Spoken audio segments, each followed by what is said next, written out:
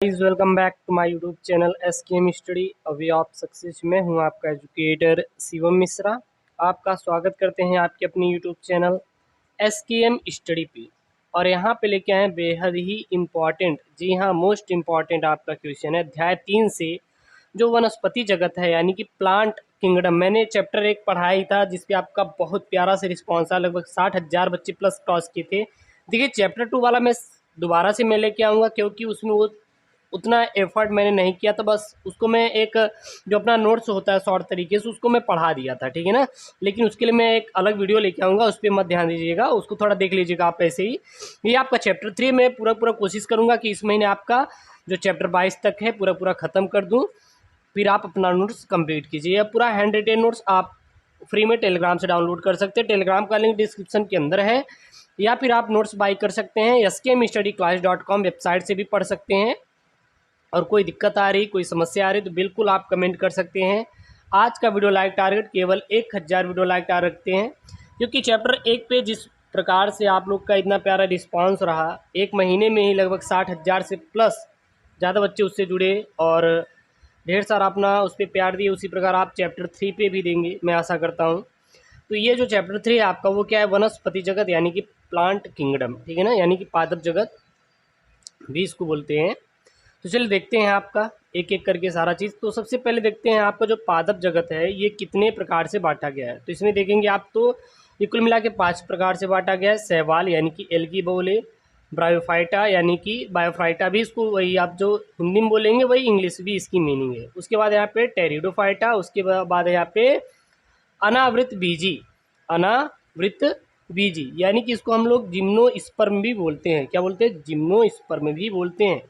इसमें देखिए बायोलॉजी में एक चीज़ होता है कि अगर आपको इंग्लिश की ज़रूरत ज़रूर पड़ेगी, क्योंकि कुछ मीनिंग इसमें ऐसा होता है कि आपका वो हिंदी जो नहीं होता वो इंग्लिश में ही होते हैं। जैसे कि इसके वैज्ञानिक नाम वो इंग्लिश में ही देखने को मिलेंगे, कुछ के ऐसे ऐसे हेडिंग जो है वो भी आपको इंग्लिश में ही देखने को मिलेंगे। तो आपको बिल्कुल ये नहीं सोचना है कि कुछ चीज़ यहाँ पे इंग्लिश है कुछ चीज़ें हिंदी हैं। तो यहाँ पे दोनों लैंग्वेज इसमें रहेगा। जो हेडिंग है उसको तो मैं दोनों में करूँगा, और हाँ जो परिभाषा होगी इसको मैंने हिंदी में यहाँ पे बनवाया है।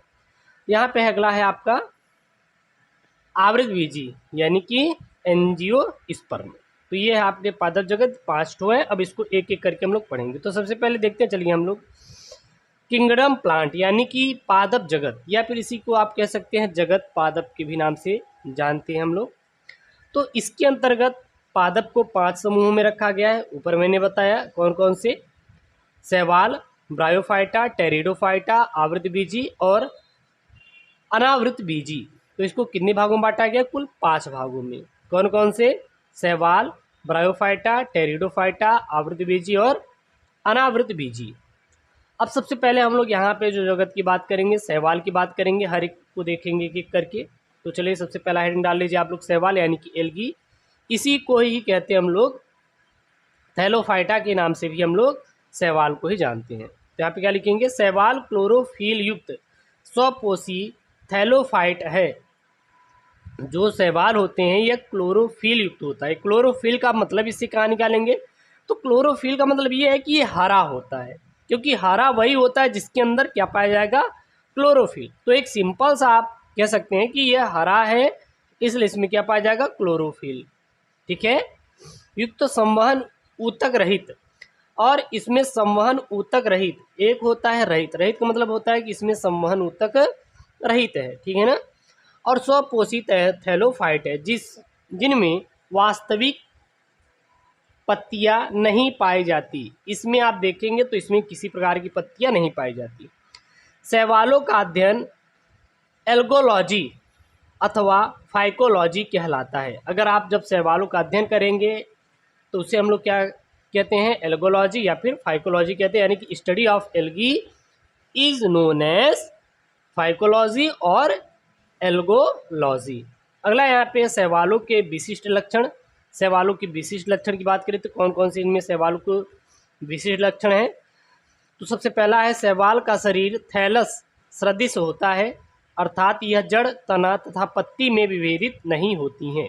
शैवालों का जो शरीर होता है यह थैलस सदृश होता है और इसमें जड़, तना, पत्ती नहीं पाई जाती, यानी कि आप विभेद नहीं कर पाएंगे कुल मिला के कि क्या क्या है। इनमें क्लोरोफिल पाया जाता है, इसलिए क्या होता है, यह हरा होता है।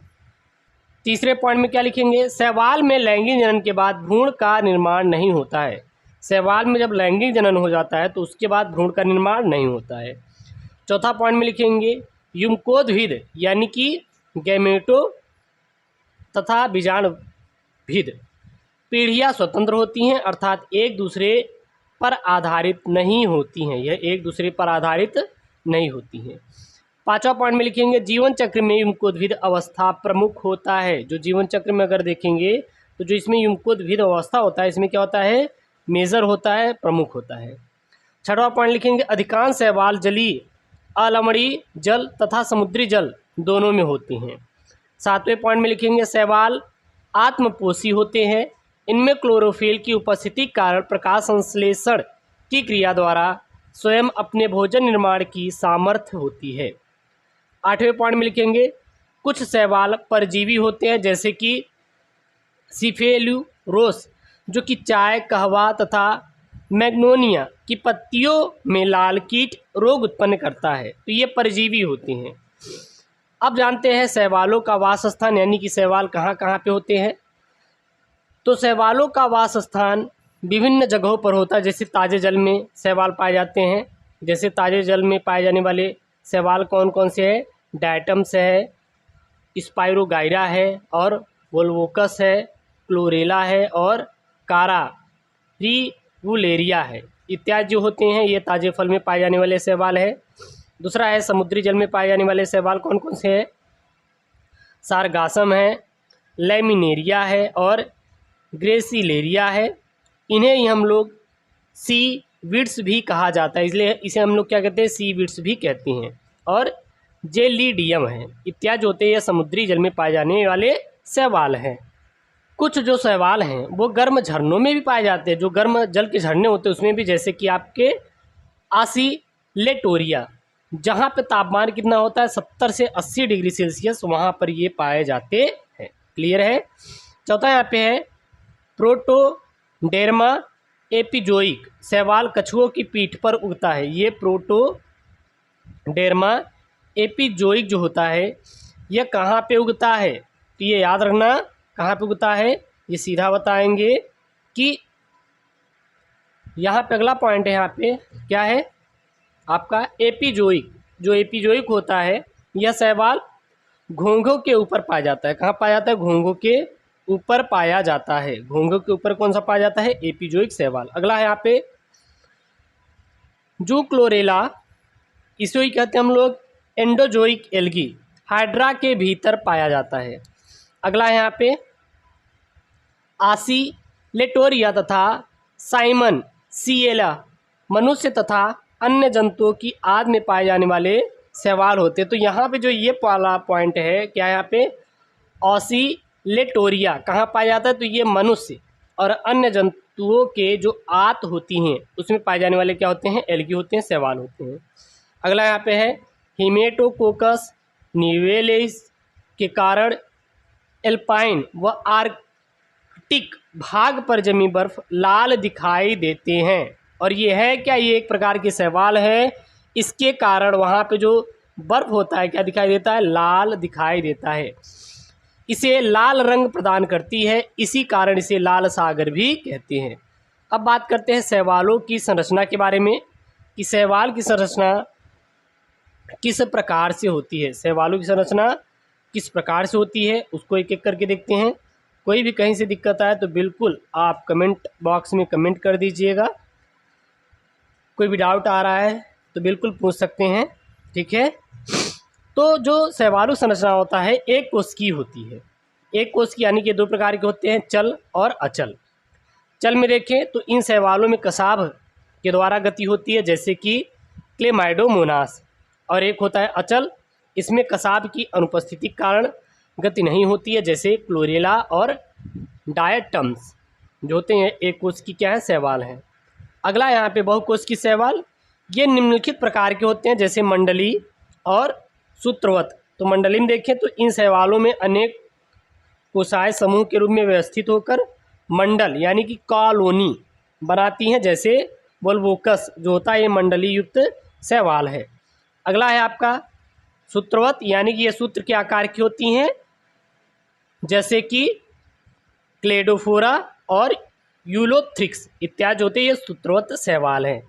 यहाँ पे आप देख सकते हैं ये क्लेमाइडोमोनास है और यहाँ पे कौन सा है, तो यहाँ पे वोल्वोकस है, वोल्वोकस है या वाल्वोकस भी बोलते हैं इसको, ठीक है ना। तो यहाँ पे देख सकते हैं आज मैंने कुछ फिगर बनाया, इसका नोट्स आप जाके टेलीग्राम से डाउनलोड कर लीजिएगा। टेलीग्राम का लिंक डिस्क्रिप्शन बॉक्स के अंदर दिया है, बिल्कुल भी आपको टेंशन नहीं लेना है नोट्स को लेके, क्लियर है ना। अब लोग हम बात करेंगे किसके बारे में बात करेंगे हम लोग, शैवालों में जनन यानी कि रिप्रोडक्शन इन एल्गी। तो शैवालों में जनन किस प्रकार से होता है, शैवालों में जनन मुख्यतः निम्नलिखित 3 विधियों से होता है। सबसे पहला वर्धी या कायिक जनन, अलैंगिक या अलिंगी जनन, लैंगिक या लिंगी जनन।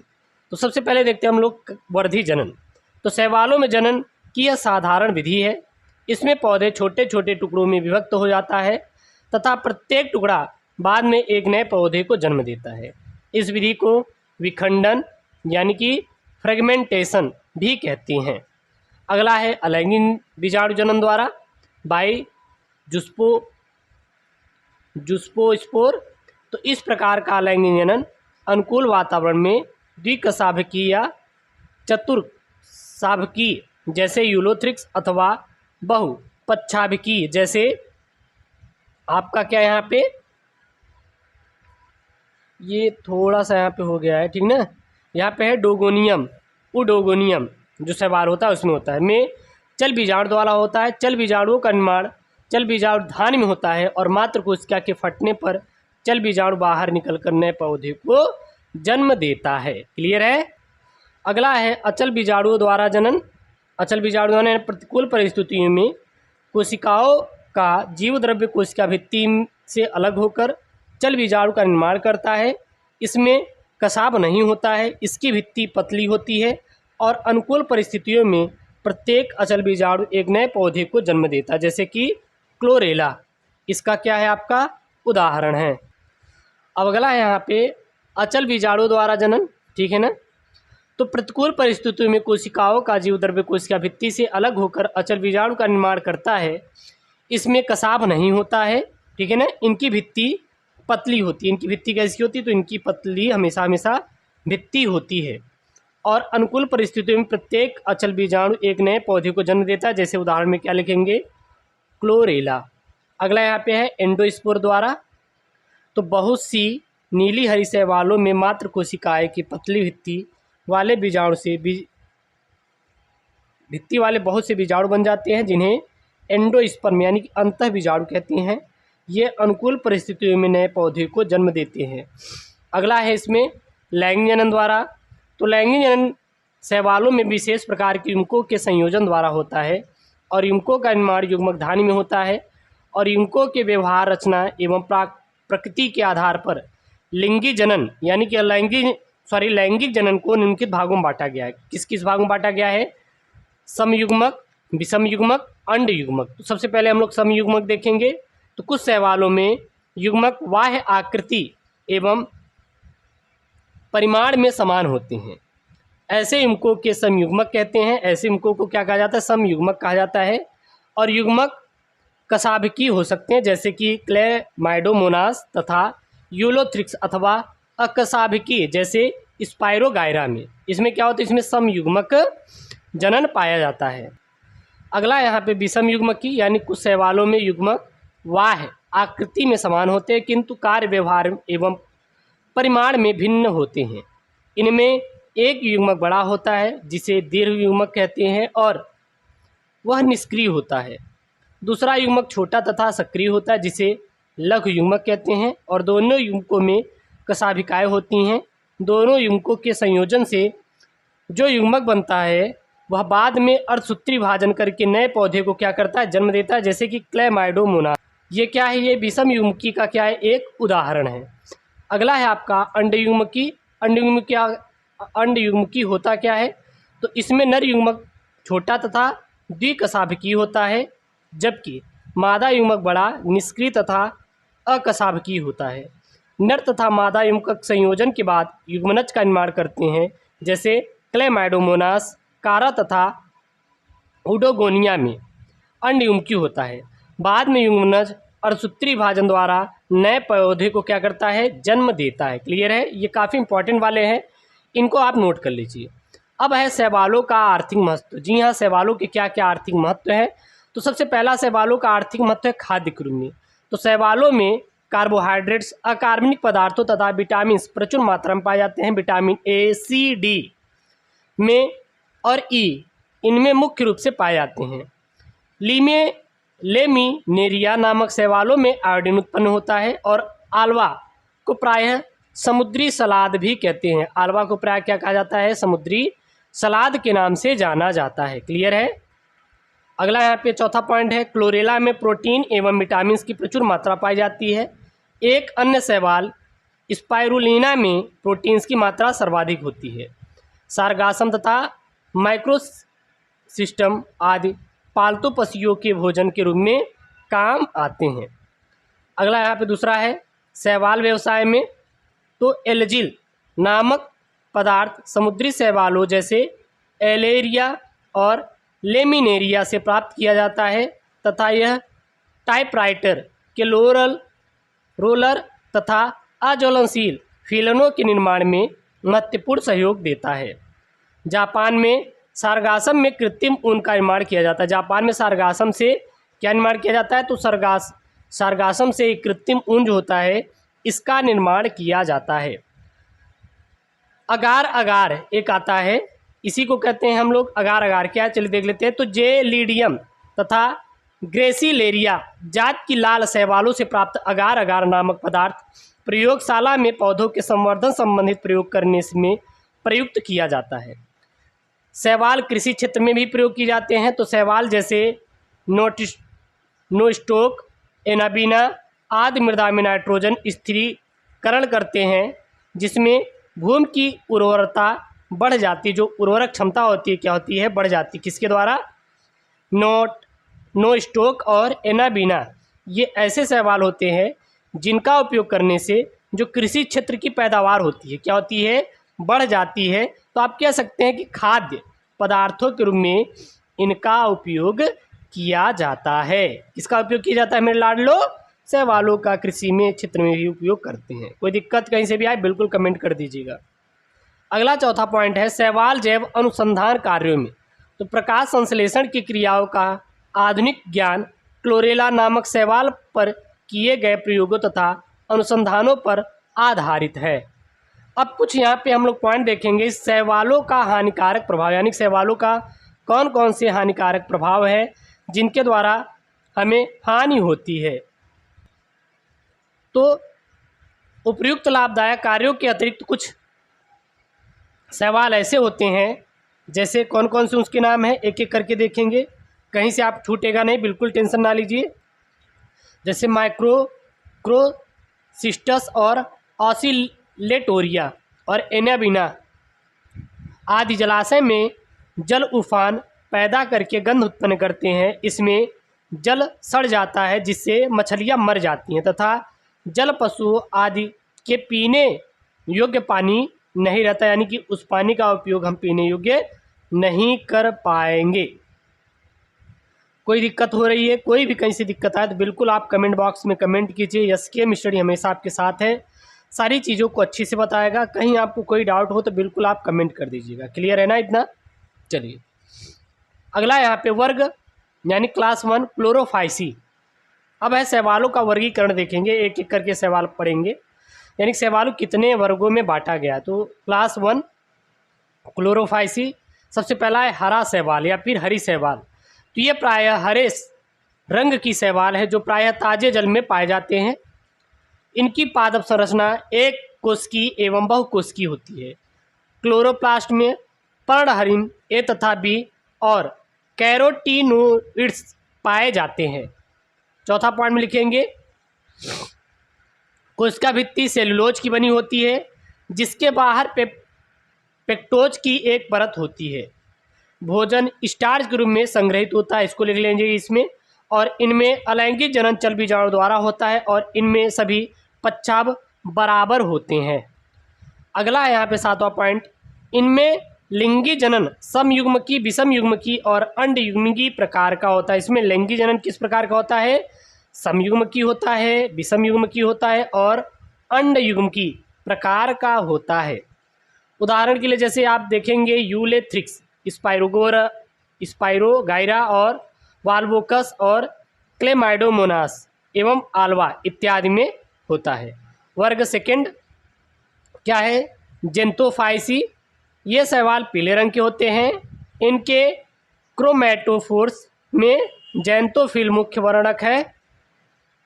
इनमें पायरिनाइड्स नहीं होते हैं तथा संग्रहित भोजन वसा के रूप में होता है। अगला है पर्णहरित ए उपस्थित होता है किंतु पर्णहरित बी के स्थान पर पर्णहरित ई होता है। उदाहरण के लिए माइक्रोस्पोरा। अगला है वर्ग 3 यानी कि फियोफाइसी। ये शैवाल पीले भूरे रंग के होते हैं। ये मुख्यतः समुद्री जल में पाए जाते हैं। इनमें फ्यूकोजैंथीन नामक मुख्य रंग द्रव्य होता है। इसके अतिरिक्त पर्णहरित ए, सी, कैरोटीन व जेंथोल भी इसमें पाए जाते हैं। तीसरे पॉइंट में लिखेंगे सेलुलोज की बनी कोशिका भित्ति के बाहर एल्गिल की बनी जिलेटिनस कोट इसमें होती है। संग्रहित भोज्य पदार्थ एल्कोहल के रूप में मैलिटोल, लेमिनेरिन, स्टार्च और वसा इसमें होता है।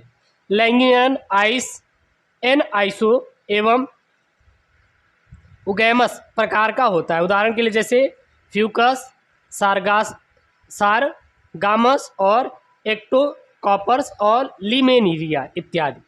अगला है वर्ग 4 यानी कि रोडोफाइसी। ये शैवाल लाल रंग के होते हैं क्योंकि इनमें फाइको एरिथ्रीन नामक का रंग द्रव्य पाया जाता है। इसके अतिरिक्त इनमें कुछ मात्रा में फाइकोसाइनिन, क्लोरोफिल, कैरोटीन एवं जेंतोफिल भी पाया जाता है। दूसरा पॉइंट में लिखेंगे संग्रहित भोज्य पदार्थ क्लोरिडियन स्टार्च के रूप में पाया जाता है। किस पाया जाता है? स्टार्च के रूप में पाया जाता है। ये प्रायः समुद्र में पाए जाते हैं। इनमें लिंगी जनन अंडयुग्मकी होता है। पर्णहरित 4 नहीं, यहाँ पे एक के स्थान पर पर्णहरित इसमें डी होता है। उदाहरण के लिए जैसे आपका है पॉलीसाइकोफिनिया, पोरफायरा और ग्रेसिलेरिया और जेलिडियम इत्यादि जो होते हैं इसके उदाहरण हैं। अगला यहाँ पे ब्रायोफाइटस। तो ये पौधे प्रायः छोटे होते हैं और सर्वव्यापी होते हैं। इनमें संवहन ऊतक नहीं होता है। नर जननांग पुंधानी होता है तथा मादा जनन स्त्रीधानी होता है। ये दोनों अंग बहुकोशिकीय होते हैं। ये पौधे स्थलीय होने के साथ भी छायादार स्थानों जैसे नम स्थानों, नम दीवारों, नम भूमि, लकड़ी के लट्ठों, तालाब के किनारों आदि स्थानों पर पाए जाते हैं। वर्षा ऋतु में ये अधिक वृद्धि करते हैं तथा भूमि पर एक हरी मखमली परत के रूप में फैले हुए दिखाई देते हैं। किसके रूप में दिखाई देते हैं? फैले हुए रूप में दिखाई देते हैं। अगला है ब्रायोफाइटस के विशिष्ट लक्षण। तो बायोफाइटस के विशिष्ट लक्षण क्या क्या है इसको देख लेते हैं। तो इस समुदाय के अधिकांश पौधे हरे होते हैं तथा पृथ्वी पर नम एवं छायादार स्थानों पर उगते हैं किंतु निषेचन के लिए जल की आवश्यकता होती है अतः इन्हें पादप जगत का उभयचर कहते हैं। कुछ ब्रायोफाइटस जल में पाए जाते हैं जैसे कि रिक्सिया। अगला है दूसरा, ये पौधे छोटे थैलस की तरह होते हैं। कुछ उच्च श्रेणी के ब्रायोफाइटस में वास्तविक जड़ें, तना, पत्तियां तो नहीं होती परंतु पौधों में तने तथा पत्ती के समान संरचनाएं मिलती हैं। जड़ों के स्थान पर मूलांग होते हैं। ये मूलांग पौधों को स्थिर रखने और भूमि से खनिज लवण का अवशोषण करती हैं। तीसरा पॉइंट लिखेंगे मुख्य पौधा इम्कोद्भिद होता है जिस पर जननांग उत्पन्न होते हैं और ये क्लोरोफिल की उत्पत्ति के कारण यह स्वपोषी होते हैं। अगले पॉइंट में लिखेंगे इनमें लैंगिक जनन विषम युग्मकी होता है। नर जननांग को पुधान तथा मादा जननांग को स्त्रीधान कहते हैं और यह बहुकोशिकीय होते हैं। अगले पॉइंट में लिखेंगे मादा इमकुद को अंडगोल तथा नर युग्मक को पुमड़ कहते हैं। नर युग्मक द्विकशाभकी तथा गतिशील होता है और मादा युग्मक गतिशील नहीं होता है। यानी कि गतिहीन होता है। निषेचित अंडा युग्मनज द्विगुणित होता है, यह बीजाणुविद को जन्म देता है जिसे स्पाइरोगोनियम या बीजाणुविद कहते हैं। अगले पॉइंट में लिखेंगे बीजाणुविद में बीजाणु बनते हैं और बीजाणु अंकुरित होकर नया युग्मकोद्भिद बनाते हैं। बीजाणुविद पूर्णतः आंशिक रूप से युग्मकोद्भिद पर निर्भर हो रहता है। इसकी संरचना की बात करें तो इनका मुख्य पौधा युग्मकोद्भिद होता है। यहाँ हरे रंग का सूकाय या थैलस होता है, जैसे रिक्सिया और मार्केंसिया, अथवा यह मूलांग पत्ती एवं तने में विभाजित जैसे मांस। इन पौधों में यूतक तंत्र कम विकसित होते हैं और केवल मृदुतक कोशिकाएं पाई जाती हैं तथा संवहन ऊतक अनुपस्थित होता है। जनन देखेंगे तो ब्रायोफाइटस में जनन दो प्रकार का होता है, वर्धी या कायिक जनन और लैंगिक या फिर लिंगी जनन। तो सबसे पहला देखेंगे हम लोग वर्धी जनन। तो युग्मकोद्भिद में विविध प्रकार के वर्धी जनन होता है, जैसे विखंडन, जेमा, ट्यूबर, पत्र प्रकलिका इत्यादि। दूसरा यहाँ पे लैंगिक जनन, तो विषम युग्मक प्रकार का होता है। जो लैंगिक जनन होता है क्या होता है, विषम युग्मक प्रकार का होता है।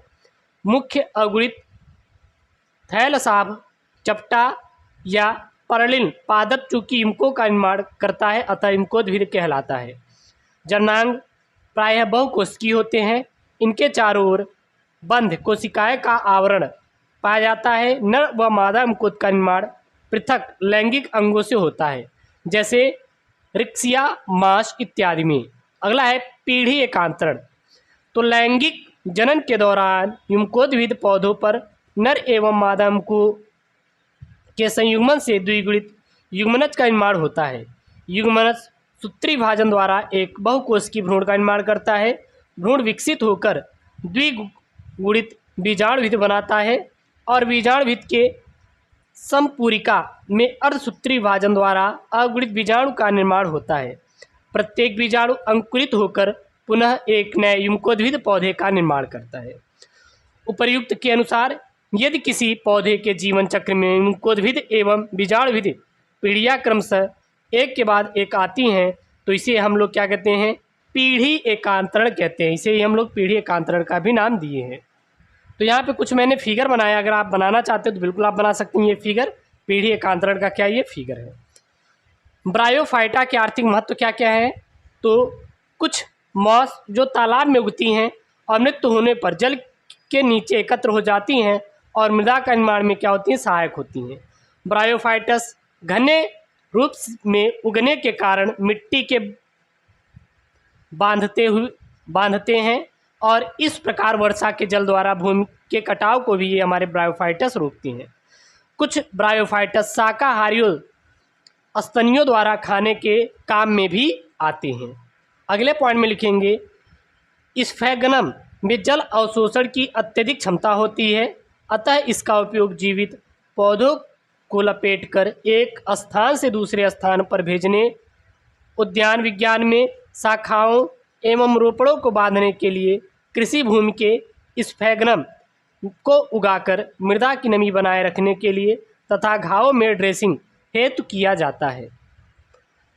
एक ब्रायोफाइट फ्यूनेरिया का जीवन चक्र तथा पीढ़ी एकांतरण। तो एक मॉस जैसे फ्यूनेरिया के जीवन चक्र में युग्मकोद्भिद तथा बीजाणुविद दोनों पीढ़ियाँ स्पष्ट होती हैं। इन पादपों में जीवन चक्र में निम्नलिखित बिंदु महत्वपूर्ण हैं। सबसे पहला क्या है, युग्मकोद्भिद चूँकि अगुणित होता है, एक पर्णिल प्ररोह के रूप में होता है। यह पीढ़ी पूर्ण रूप से स्वतंत्र, स्वपोषी तथा बहुकोशिकीय होती है। दूसरा है फ्यूनेरिया में लैंगिक जनन अंडयुग्मी प्रकार का होता है। तीसरा है निषेचन के लिए जल आवश्यक होता है। इसमें नर युग्मक के मादा युग्मक के पास निषेचन के लिए जल आवश्यक होता है और नर युग्मक के मादा युग्मक के पास पहुंचने के बाद निषेचन होता है और इस प्रकार नर व मादा युग्मकों के संलयन के फलस्वरूप निष्कांड का निर्माण होता है। चौथा पॉइंट में लिखेंगे निषेचन के साथ ही गुणसूत्रों की संख्या अगुणित से द्विगुणित हो जाती है और नई अवस्था बीजाणुविद पीढ़ी का प्रारंभ करती है। उपर्युक्त से यह स्पष्ट है कि यह दोनों पीढ़ियाँ अर्थात युग्मकोद्भिद पीढ़ी जो मुख्य रूप से होती है तथा बीजाणुविद पीढ़ी जो लैंगिक जनन द्वारा बनती है अत्यंत स्पष्ट होती है। युग्मकोद्भिद का अंत युग्मकों के संलयन द्वारा तथा बीजाणुविद का अंत बीजाणु मात्र कोशिका में अणुसूत्री भाजन के साथ हो जाता है। बीजाणु एक बार फिर अंकुरित होता है और युग्मकोद्भिद बनाता है। इस प्रकार यह क्रम पीढ़ी एकांतर द्वारा चलता रहता है। अगला है टेरिडोफाइटा। तो टेरिडोफाइटा वर्ग के अंतर्गत पर्णहरिण व संवहन ऊतक युक्त अपुष्पोद्भिद पौधे आते हैं। इस वर्ग के सदस्यों में जल व खनिज लवणों के संवहन हेतु जाइलम और फ्लोएम होते हैं, किंतु इनमें पुष्प व बीज नहीं बनते, अतः इन्हें वस्कुलर क्रिप्टोगैम कहते हैं। इस वर्ग के पौधे प्रायः शाकीय होते हैं तथा प्रायः नम व छायादार स्थानों में पाए जाते हैं।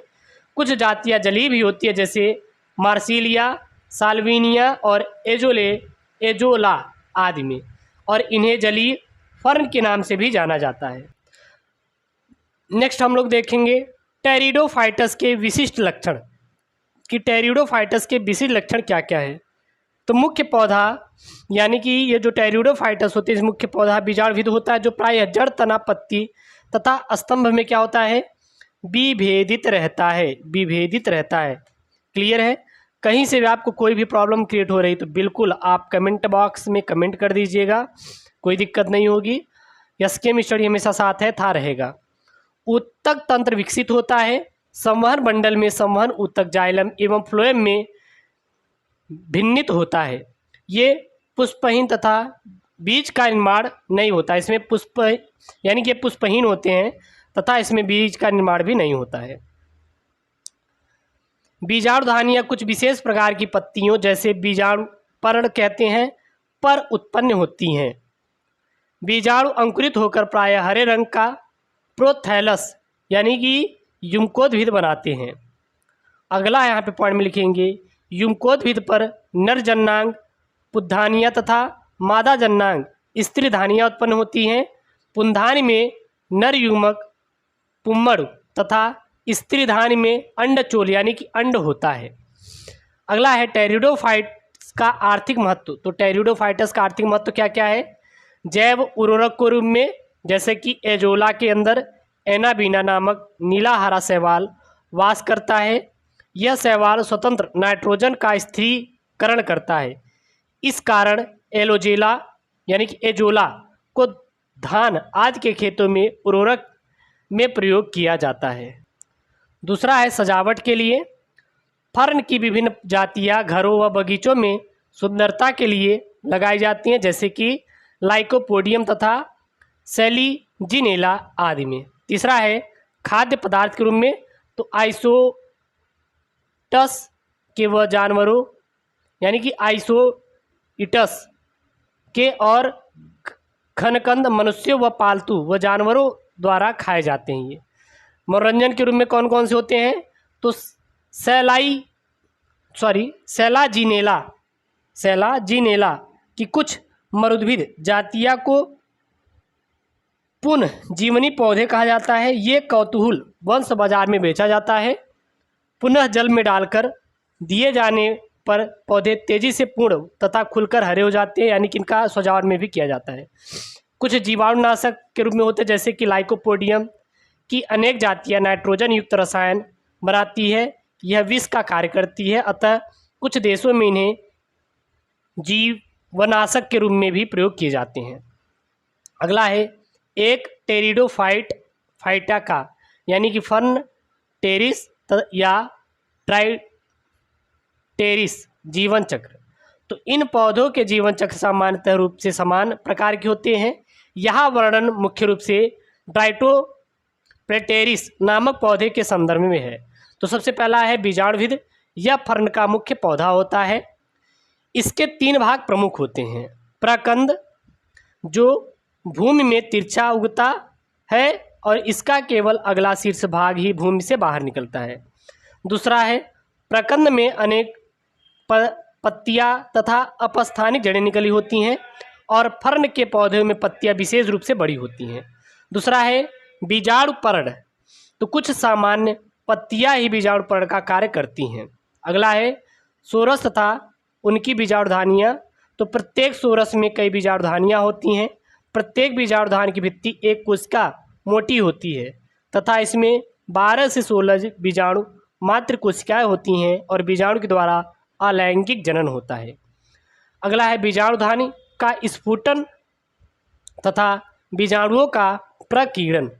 तो सूक्ष्म प्रावस्था में सोरस तथा बीजाणुधानी का स्फुटना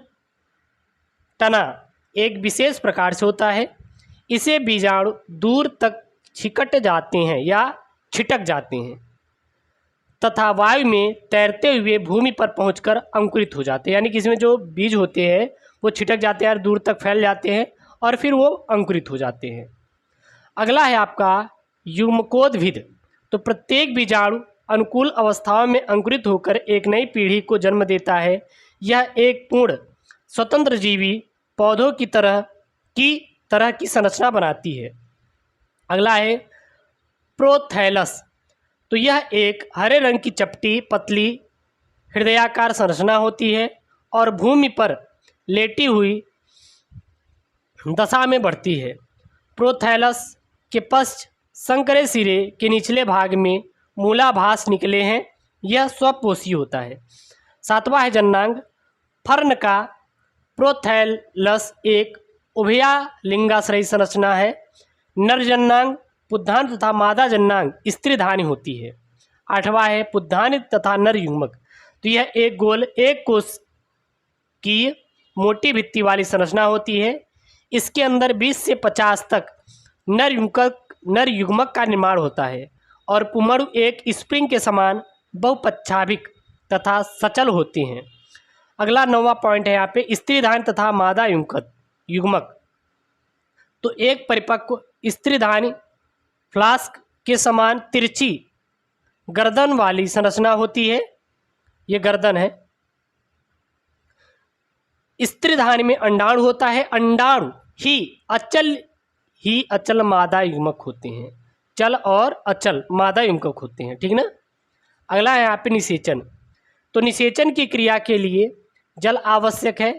स्त्रीधानी परिपक्व होने पर इसका मुंह खुल जाता है और इस समय मुंह पर उपस्थित कोशिकाएं नष्ट हो जाती हैं और श्लेष्मक मुंह से बाहर निकलने लगता है, जिससे उपस्थित मौलिक अम्ल से आकर्षित होकर पुम्मड़ु में तैरते हुए स्त्रीधानी में घुस जाते हैं और इनमें से एक अंडाणु में प्रवेश कर इसे निषेचित करता है। इस प्रकार अंडाणु से द्विगुणित युग्मनज बनता है और शीघ्र ही युग्मनज अपने चारों ओर एक मोटी भित्ति का निर्माण करता है और निविक्तांड में बदल जाता है। अगला यहाँ पे भ्रूण तथा नए बीजाणुविद का निर्माण। तो निष्कांड सामान्य सूत्रिभाजनों में बार बार एक विशेष पैटर्न में विभाजित होता है तथा एक भ्रूण का निर्माण करता है। यही भ्रूण एक छोटा सा बीजाणुविद में तैयार हो जाता है। अगला है आवृतबीजी पौधे। तो अनावृतबीजी पौधों के अंतर्गत वे पौधे आते हैं जिनमें बीज तो बनते हैं परंतु वे बीज नग्न रूप से पौधे पर लगी रहती है, अर्थात बीजांड अथवा उनके विकसित बीज फलभित्ति में बंद नहीं होते हैं। अंडाशय का पूर्ण भाव होता है इनमें, अतः फल का निर्माण नहीं होता। अगला यहाँ पे पॉइंट में लिखा है साइकस। ये साइकस क्या होता है? तो गिंगो बाइलोबा तथा सिवकुआ नामक पौधा में जीवित जीवाश्म कहा जाता है, क्योंकि ये पौधे कम संख्या में पाए जाते हैं और इनके जीवाश्म भी मिलते हैं। इस समूह के सिकुआ जात के पौधे वनस्पति जगत में सबसे उच्च होते हैं। अगला है संसार का सबसे अधिक ऊंचा पौधा सिकुआ होता है, जो कि कैलिफोर्निया के रेडबुक पार्क में है। अनावृतबीजी पौधे के विशिष्ट लक्षण क्या क्या है? तो ये पौधे प्रायः बहुवर्षीय एवं काष्ठीय होते हैं तथा मुख्य पौधा बीजाणुविद होता है। ये मरुस्थलीय स्वभाव के होते हैं जिनमें रंध्र पत्ती में धसे रहते हैं। सामान्यतः इनके जाइलम ऊतक में वाहिनियाँ तथा फ्लोएम ऊतक में सकोशिकाएँ नहीं होती हैं। इसमें जननांग प्रायः एक लिंगी शंकु या स्ट्रोविलस के रूप में होते हैं। नर शंकु अनेक सूक्ष्म बीजाणु पर्णों तथा मादा शंकु महाबीजाणु पर्ण से मिलकर बने होते हैं। 5वां पॉइंट में लिखेंगे, सूक्ष्म बीजाणु पर्णों पर सूक्ष्म बीजाणु धानियाँ अथवा पराधानियाँ प्रायः समूह में पाए जाते हैं।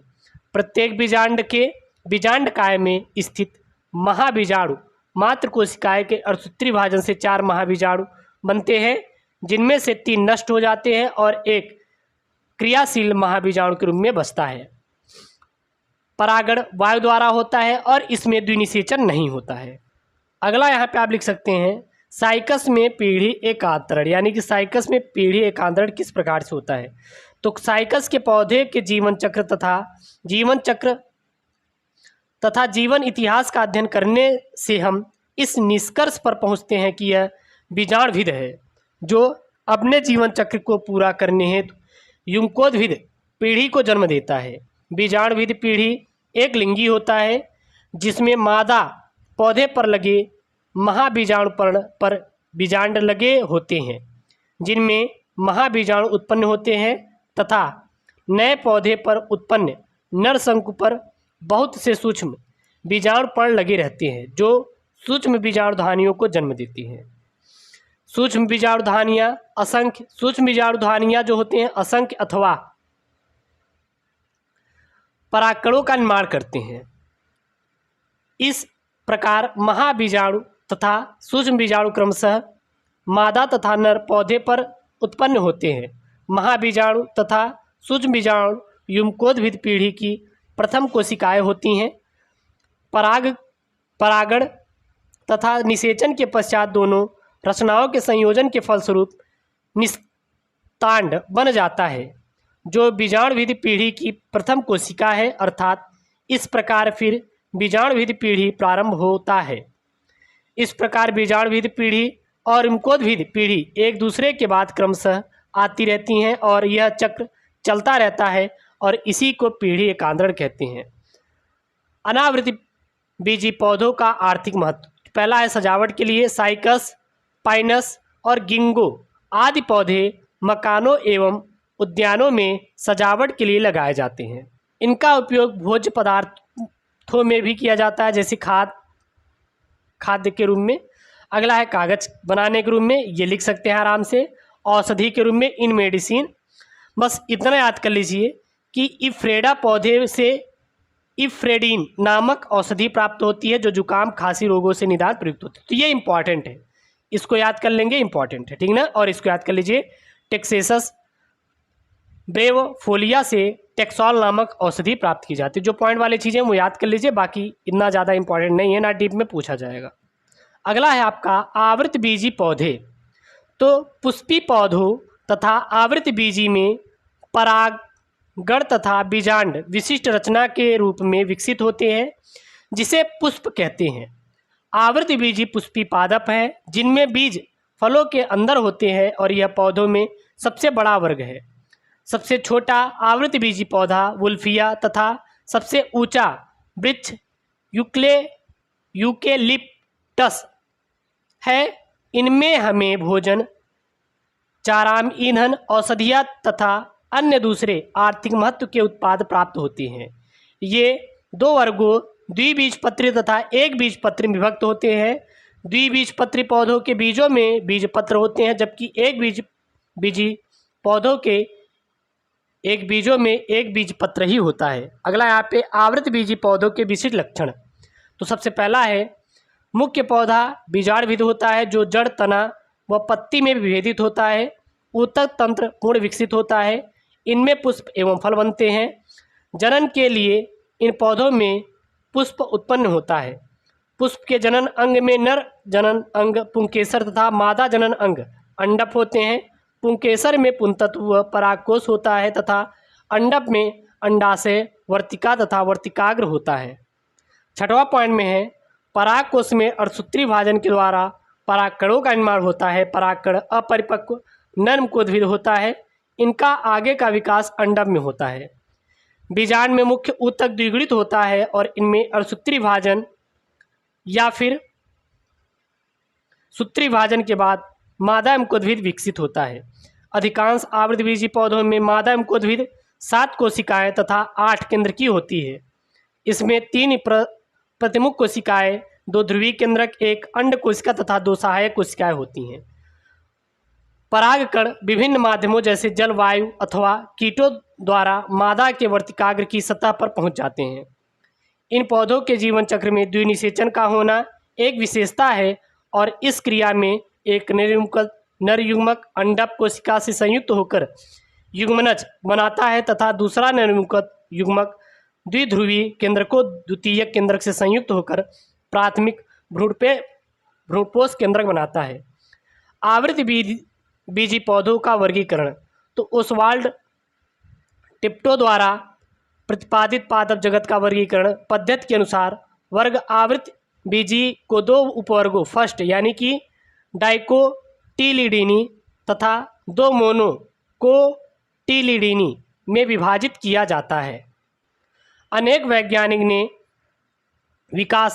विकासात्मक संबंधों की स्थापना के लिए समय समय पर विभिन्न लक्षणों को मुख्य आधार मानकर बीजीय पौधों का वर्गीकरण किया है और वर्गीकरण की निम्नलिखित 3 पद्धतियां हैं। सबसे पहला है कृत्रिम पद्धति, दूसरा है प्राकृतिक पद्धति, तीसरा ही है जाति वृत्ति पद्धति। तो पहला है कृत्रिम पद्धति। इस पद्धति में पौधों को 1 या 2 आकारिकी लक्षणों के आधार पर वर्गीकृत किया गया है। वर्गीकरण की कृत्रिम पद्धति निम्नलिखित है। पहला है थ्रियोफेट्स ने हिस्टोरिया प्लाटेरम नामक पुस्तक में 480 पौधों को स्वभाव के आधार पर निम्नलिखित 4 भागों में वर्गीकृत किया है: वृक्ष, झाड़ियाँ, छोटी झाड़ियाँ और शाक। उन्होंने पौधों को एक वर्णीय, द्विवर्षीय तथा बहुवर्षीय में विकसित किया है। और कैरोलस लिनियस ने स्पीसीज प्लेटेरेनम नामक पुस्तक लिखी और कैरोलस लिनियस ने पौधों के पुंकेसरों की संख्या के आधार पर 24 भागों में विभाजित किया। इसे वर्गीकरण की लैंगिक पद्धति भी कहते हैं।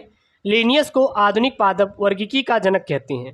पहला है प्राकृतिक पद्धति और दूसरा है जाति वृत्ति पद्धति। तो प्राकृतिक पद्धति में जैसे आपका है डाइकोटिनेडिनी, जिम्नोस्पर्मी और मोनोकोटिनिडीनी, और दूसरा है आपका जाति वृत्ति पद्धति। इस पद्धति में पौधों का वर्गीकरण उनके विकास तथा जनन गुणों के आधार पर किया जाता है तथा यह पद्धति निम्नलिखित 2 वैज्ञानिकों ने दिया था, यहाँ पे आप देख सकते हैं। और ये काफ़ी इंपॉर्टेंट वाला चैप्टर है, पूरा यहाँ पे कंप्लीट मैंने चैप्टर को बताया है। जो ना समझ में आया बिल्कुल आप कमेंट कीजिए। थोड़ी सी जुकाम था, बुखार चल रहा था, इसलिए मैं वीडियो नहीं दे पा रहा था। अभी भी वही कंडीशन है, लेकिन तब भी मैं आपके लिए वीडियो बनाया हूँ। कहीं पे कोई मिस्टेक हुआ हो तो आप बिल्कुल कमेंट कीजिएगा और इसको आप पूरा नोट्स कंप्लीट कर सकते हो। ओके दोस्तों, थैंक यू, जय हिंद।